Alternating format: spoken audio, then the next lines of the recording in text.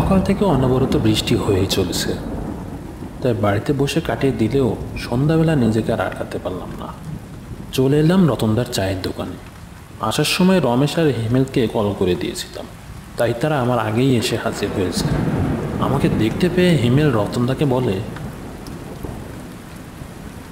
রতনদা, আর দেরি করো না, তাড়াতাড়ি 3 কাপ গরম গরম মালাই মেরে চা দাও তো। রতনদাও হিমেলের কথা মতো তাড়াতাড়ি করে আমাদের 3 কাপ চা করে দেয়।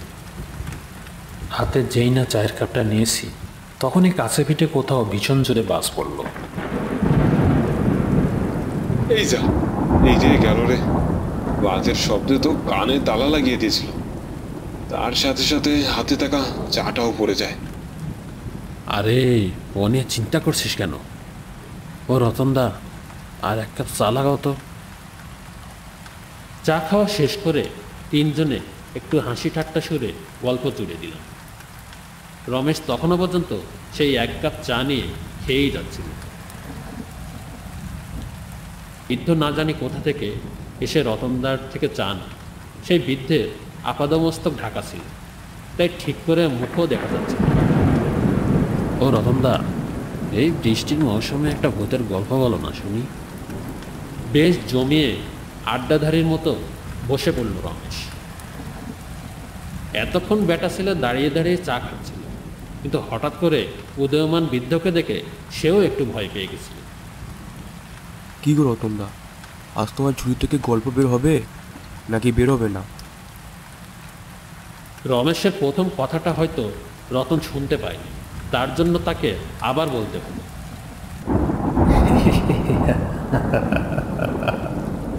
তো এবারের এই কথাটা শুনে বৃদ্ধটা ভীষণ অদ্ভুত রকমভাবে হেসে তাড়াতাড়ি চা খেয়ে সেখান থেকে নিমিষের মধ্যে চলে যায়। কে গো লোকটা রতনদা, চেনো নাকি?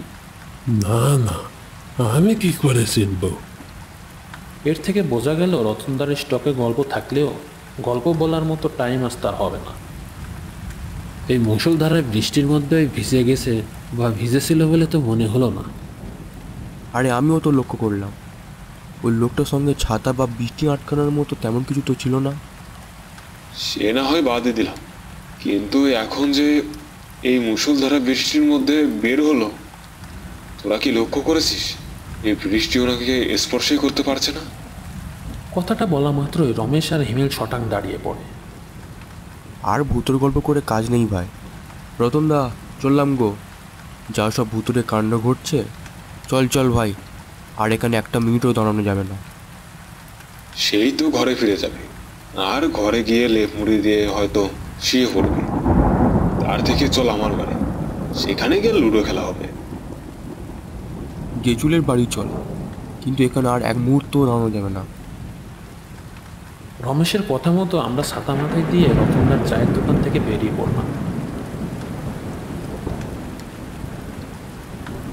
বৃষ্টির কোনো বিরাম নেই। কিছুটা যাবার পর হঠাৎ চোখে পড়ল একটা লোক মাঝ রাস্তায় পড়ে রয়েছে। কাঁপা কাঁপা গলায় অভিরূপ বলল, এটা এটা কেটে ভাই? একটা ধমকে রমেশকে চুপ করিয়ে দিয়ে রাস্তার মধ্যে পড়ে থাকা লোকটাকে ওপর থেকে সোজা করলাম। ঠিক সেই মুহূর্তে বিদ্যুতের আলোর ঝলকানিতে যেটা দেখলাম, যা আমরা জীবনে কখনো কল্পনা করিনি। হুবহু একই পোশাক পরিহিত সেই বৃদ্ধটা রাস্তায় পড়ে রয়েছে। এর মধ্যে বৃদ্ধটা আবার কি করে? মনের মধ্যে শঙ্কা হতে লাগলো। মুখটা দেখার জন্য মুখের উপর থেকে ওনার পোশাকের আবরণটা যেই না সরালাম, তখনই আমার গায়ের মধ্যে থেকে একটা শীতল হাওয়া যেন বয়ে গেল। দেখলাম ওনার মাথার জায়গায় মাথাটা নেই। এটা দেখার পর আর কিছু বুঝতে বাকি ছিল না আমাদের। সঙ্গে সঙ্গে সেখান থেকে দৌড়ে পালাই।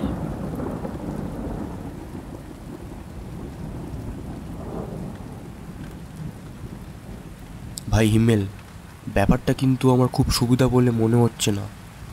এই ব্যাপারটা আমার কাছে খোলসা হলো না। তখন ওই ব্যক্তি কেন মাথা চাপা দিয়ে এসেছিল? আসলে তখন কি ওই ব্যক্তির কোনো মাথাই ছিল না? কিন্তু মরলো কিভাবে? আরে, লক্ষ্য করলি না, ব্যক্তিটির গলায় হালকা পোড়ার দাগ ছিল। কিন্তু এই ঝড়ের রাতে কে বা ওই ব্যক্তিকে পুড়িয়ে মারতে যাবে? সেটাই তো আমারও মনে খটকা যাচ্ছে রে।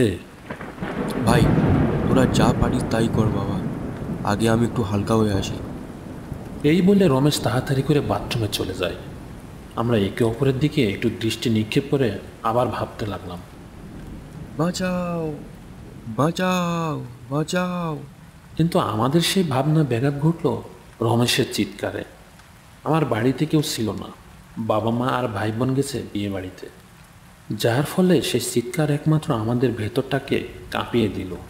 আমরা তাড়াতাড়ি করে বাথরুমের দিকে দৌড়ে যাই। রমেশ দরজা খুলেই আমাদের কোলে ঢলে পড়ে আর ভয়ার্থ কণ্ঠে বারবার বলতে থাকে, ও আমাদের মেরে ফেলবে ভাই, ও আমাদের মেরে ফেলবে। ওই আত্মা আমাদের পিছু পিছু এখানেও চলে এসেছে। কি পাগলের মতো আবল তাবল বলছিস? বাথরুমে এসে ঢুকিয়েছিলি নেশা করতে নাকি? এক প্রকার ধমক দিলাম আমি। অন্য সময় আমি যতবারই ধমক দিই ততবারই রমেশ আমার এক ধমকে চুপ হয়ে যায়, কিন্তু এবার তা হলো না। ভাই, বাঁচতে চাইলে পালা ভাই, ও আমাদের একেবারে শেষ করে দেবে। তুই একটু চুপ করবি? দেখেছিস কি? বাথরুম করে যখন বেসিনে মুখ ধুচ্ছিলাম মাথা নিচু করে, তখন প্রথম কিছু মনে হয়নি, কিন্তু তারপর মুহূর্তে যেই না মুখ তুলেছি অমনি আয়নার মধ্যে দেখলাম সেই মুন্ডুহীন বৃদ্ধটা আমাদের পিছনে দাঁড়িয়ে রয়েছে, আমার দিকে হাত বাড়িয়ে এগিয়ে আসছিল। তোরা যদি ঠিক সময় না আসতিস তাহলে হয়তো ও আমাকে মেরেই ফেলতো ভাই। এই বলে রমেশ হাঁপাতে লাগলো। তার ডান হাত অনবরত কেঁপেই চলেছে, ঠিকমতো দাঁড়াতেও পর্যন্ত পারছিল না। তাই আমরা দুজনে মিলে ধরাধরি করে তাকে বিছানায় নিয়ে এসে বসিয়ে দিলাম। হিমেল তাড়াতাড়ি করে রমেশকে এক গ্লাস জল গড়িয়ে দিল। এক নিঃশ্বাসে সমস্ত জল শেষ করে দেয় রমেশ। বেশ কিছুক্ষণ পর রমেশ যখন একটু স্বস্তির নিঃশ্বাস ফেলে তখন হিমেল তাকে জিজ্ঞাসা করে, আচ্ছা ভাই, তুই যেটা দেখেছিস সেটা তোর চোখের কোনো ভুল নয় তো? কারণ আমরা এটা ভালোভাবেই জানি তুই কোনো ভয়ঙ্কর জিনিস দেখলে সেটা নিয়ে তুই দিনরাত চিন্তাভাবনা করিস, যার পর তুই তোর নিজের দোষেই রাতের ঘুম উড়িয়ে ফেলিস। হয়তো এটাও সেরকম কিছু হয়েছে।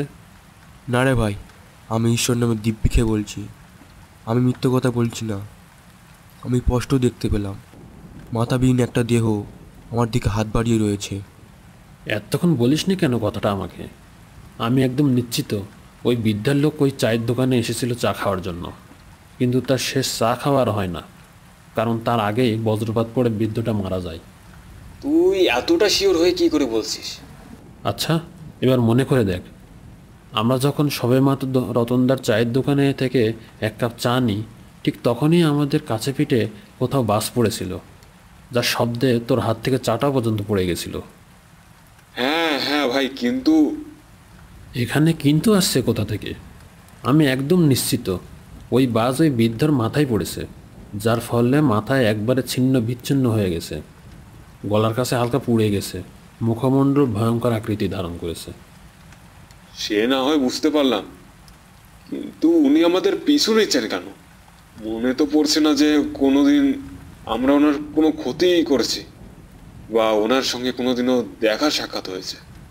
উনি আমাদের চেনে না আর আমরা ওনাকে চিনি না, তবে এটা সত্যি যে উনি মুক্তি চাইছেন, আর মুক্তি তখনই পাবেন যখন ওনার দেহের ঠিকঠাক সদ্গতি হবে।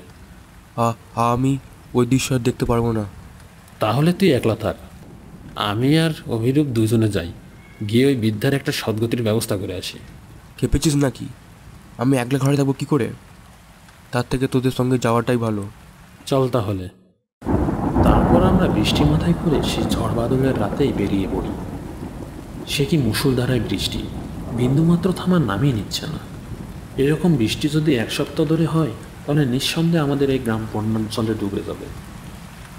আমরা তিনজনে এক প্রকার অসহায় অবস্থায় দেহটিকে রাস্তা থেকে তুলে নিয়ে সোজা চলে যাই গাজীপুরের কবরস্থানে।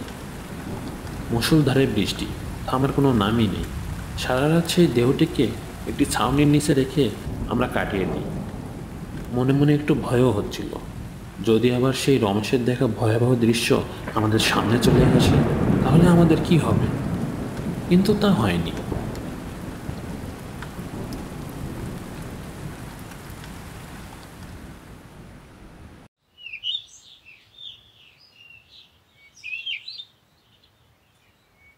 সকাল হতেই কিছু লোকজনের সাহায্য নিয়ে সেই দেহের শেষ কাজ করে আমরা যে যার বাড়ি ছুটে যাই। তারপর বেশ কিছুদিন কেটে যায়। সময়ের সাথে সাথে আমরা তিনজনও সেই ভয়াবহ রাতের কথা ভুলে যাই। এমনই একদিন বিকেলে খেলাধুলা সেরে তিনজনে রতনদার চায়ের দোকানে চা খেতে ঢুকলাম। ওহে রতনদা, দাও তো ঝটপট 3 কাপ চা। আমাদের মতোই জন কয়েক লোক ভিড় জমেছিল রতনদার চায়ের দোকানে। তাদের মধ্যে বেশ অনেকক্ষণ ধরেই একটা বিষয় নিয়ে আলোচনা হয়ে চলেছে। তাদের মধ্যে একজন খ্যানখ্যান গলায় বলে ওঠে, এতটুকু মেয়েটার এবার কি করবে বলো তো? ছোটবেলাতে মেয়েটা মাকে হারায়, আর সেদিন ঝড় বৃষ্টি রাতে ওই মেয়েটির বাপ মারা যায়। তাও আবার কিরকম ভাগ্যের দোষ দেখো তোমরা সবাই, আজ পড়ে মারা যায়। আমার মতোই হিমেল আর রমেশ কান পেতে তাদের কথা শুনছিল। ঝড় জলে রাতের কথা শুনতেই আমাদের গায়ের লোম খাড়া হয়ে যায়। চোখ বুঝতেই মনে পড়ে যায় সেই রাতের কথা।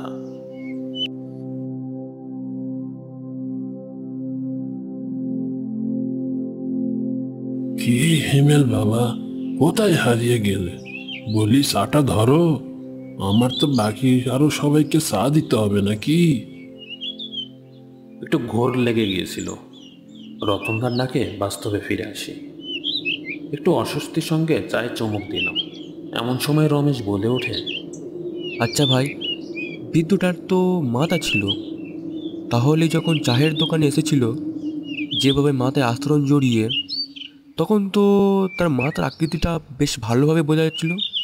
হ্যাঁ রে ভাই রমেশ, তোর মাথায় আছে কি বলতো? ওনার যখন মাথায় ছিল না, তখন ওনার হালকা ঠোঁটের হাসিটা আমি লক্ষ্য করেছিলাম। তো সেটা কিভাবে সম্ভব হতে পারে? তোরা যেসব কথা বলছিস, তোদের মতো এরকম অনেক প্রশ্ন বিজ্ঞানের মনেও রয়েছে। তারা নিত্যদিন কত রকম নতুন নতুন যন্ত্র আবিষ্কার করছে, আরও কত কি করছে, কিন্তু তারা কি কখনো এটা স্বীকার করেছে যে তারা ভূত বিশ্বাস করে? তারা এটা দেখায় যে তারা এই ভূত বা আত্মা বলে কিছুই মনে করে না, বা মানুষকে বিশ্বাস জাগায় যে আত্মা বলে কিছুই নেই। কিন্তু তারা নিজেরা লুকিয়ে লুকিয়ে এখনও অনেক আবিষ্কার করে চলেছে। তাই তোরা যে ধরনের প্রশ্ন করছিস, সেটা একটা মৃত ব্যক্তির পক্ষে ওই ধরনের চমৎকার করা কোনো ব্যাপারই নয়। হয়তো আমারই রূপ ধরে এসে তোদের সামনে বসে থাকতে পারে। কথাটা বলতে পিঠের শীত দাঁড়াবে এক শীতল তরঙ্গ বয়ে যায়। আমার বাক রুদ্ধ হয়ে যায়। কিন্তু রমেশ কাঁপা কাঁপা গলায় বলে ওঠে, ভাই, তুই এরকম কথা বলছিস কেন? দেখ ভাই, এমনিতে সেদিনকার পর থেকে ভীষণ ভয় ধরে রয়েছে মনে, তারপর এরকম মজা করাটা কিন্তু শোভা দেয় না। আচ্ছা মুশকিল তো, আমি কি একটু মজাও করতে পারবো না? ঠিক সেই মুহূর্তে হিমেলের কথা শেষ হতে না হতেই আকাশে মেঘ ঘনীভূত হয়ে আসে। শুরু হয় ঝোড়ো বাতাস। সেই বাতাস এতটাই ঠান্ডা ছিল যে শরীরের পোশাক ভেদ করে হাড় পর্যন্ত কাঁপিয়ে দিতে লাগলো। আর ঠিক সেই মুহূর্তে কাছে পিঠে কোথাও তালা লাগিয়ে ভীষণ জোরে বাস পড়ে। দোকানে বাকি যারা ছিল তারা নিজেদের পোশাক বাঁচানোর জন্য দোকানের ভেতরে ঢুকে যায়। কিন্তু আমরা তিনজন নির্বাক হয়ে দাঁড়িয়ে রইলাম আর দেখতে লাগলাম প্রকৃতির সেই তাণ্ডব। ঠিক সেই সময় রমেশ কাঁপা কাঁপা গলায় বলে ওঠে, ভাই, এখনই যে বাসটা পড়লো, সেটা কোনো ফাঁকা জায়গায় পড়লো নাকি কারোর মাথায় পড়লো? কে হাসলো?